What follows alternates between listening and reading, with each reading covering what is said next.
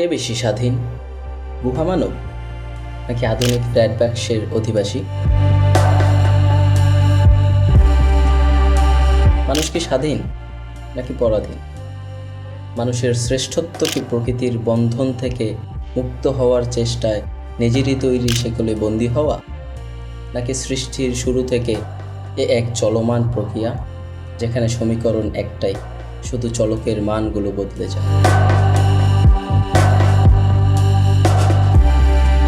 সূর্যকে দেবতা মেনে প্রকৃতিকে আশ্রয় করে আমাদের পালিত মন কি ঘন্টার পর ঘন্টা, দিনের পর দিন একটা বাইসেন ধরার ব্যর্থতা নিয়ে কাটায়নি?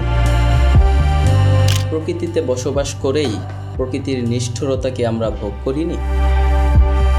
সেই প্রকৃতি কি কাফকার মেটামরফোসিসের গেরগর শামসার বস চিফ ক্লার্কের রূপান্তর হয়নি?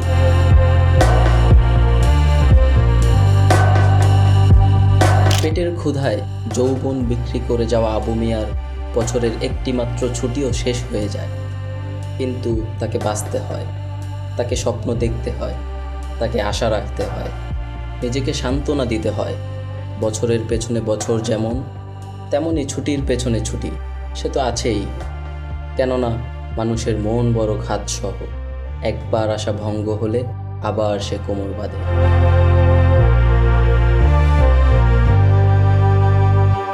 হেমন্তের ছোট ছোট দিনগুলো শেষ হয়ে যায়, তবু থেকে যায় কাজের স্তূপ।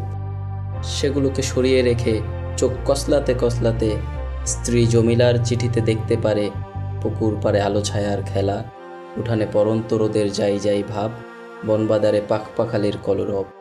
আর পাঠ করে ছেলে দুটির নানা অকীর্তি কুকীর্তি, দুষ্টামি নষ্টামি। মানুষ প্রকৃতির আশ্রয় থেকে বেরিয়ে হতে চাইল প্রকৃতির অধিপতি। সে বৃক্ষ নিধন কর্মসূচি পালন করল, পাখিকে করল বন্দি, শেখালো মানুষের ভাষা, কিন্তু মানুষ আটকে গেল ওরবরোজ ধাঁধায়। এবং মানুষ ভক্ষণ শুরু করল মানুষের মাংস। আর তাই জমিলার চিঠিতে আমরা পাঠ করতে পারি, ঢাল নেই তলোয়ার নেই নিধিরাম সর্দার। সম্পাদককে না, কাগজটার মালিক। সব কিছু তুমিই করছো, আর তোমার নামটাই কাগজের এক কোণে ওরা ছাপতে পারছে না।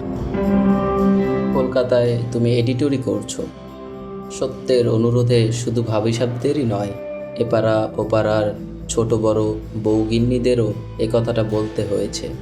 আমার কথা এরা সবাই শুনেছে, শুনতে একটু উসখুস করেনি, খালি বিশ্বাস করেনি। এই যা খোদার দোয়ায় দুটো খেয়ে পাচ্ছি। পাড়া জুড়ে কত অভাব, কত লোকের দুবেলা হাড়ি চড়ে না, তবু আমরা কচিগুঁড়োকটিকে নিয়ে খেতে পাচ্ছি।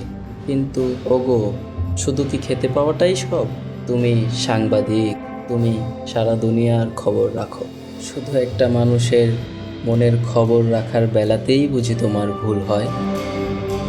মানুষ একটা স্ববিরোধ প্রাণী। মানুষ শেকল ভাঙে শেকল করার দায়। আর তাই আবু মিয়ার বুকে খচখচ করে, কলম স্তব্ধ হয়ে যায়।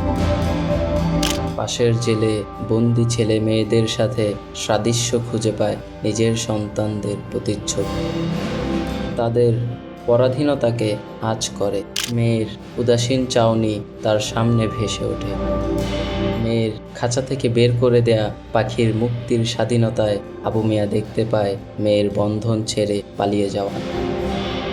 আসলে অদ্বৈত মল্লবর্মণ আমাদের জানায়, মানুষ বন্দিত্ব থেকে মুক্তি চায়, আর চায় বন্ধনে আবদ্ধ হতে।